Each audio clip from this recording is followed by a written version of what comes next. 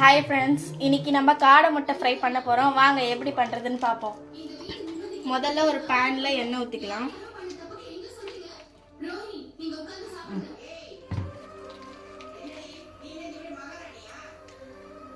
அப்புறம் இப்போ வந்து ஒரு டீஸ்பூன் கடுகு போட்டுக்கலாம்.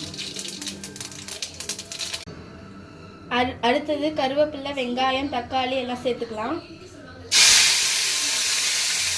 இப்போ வந்து இது நல்ல ஒரு பொன்னிறம் வர அளவுக்கு ஃப்ரை பண்ணிக்கலாம்.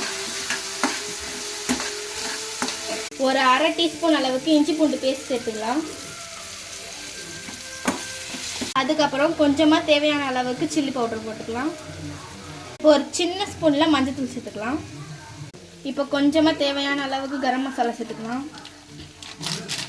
அப்புறம் கொஞ்சமாக சிக்கன் மசாலா சேர்த்துக்கலாம் சின்ன ஸ்பூனில். இப்போ தேவையான அளவுக்கு உப்பு சேர்த்துக்கலாம். இப்போ கொஞ்சம் தண்ணி ஊற்றிக்கிட்டு மசாலா பச்சை வாசனை போகிற அளவுக்கு நல்லா இது வந்து இப்போ இது நல்லா வந்து ஃப்ரை ஆயிடுச்சு. இப்போ நம்ம வந்து முட்டையை சேர்த்துக்கலாம். இப்போ முட்டையோட இதை வந்து நல்லா மிக்ஸ் பண்ணிக்கலாம். இப்போ கொத்தமல்லியை சேர்த்துட்டு இறக்கிடலாம். இப்போ காடை முட்டை ஃப்ரை ரெடி ஆயிடுச்சு. மறக்காம நீங்களும் ட்ரை பண்ணிட்டு கமெண்ட்ல எப்படி இருக்குன்னு சொல்லுங்க ஃப்ரெண்ட்ஸ். பாய்.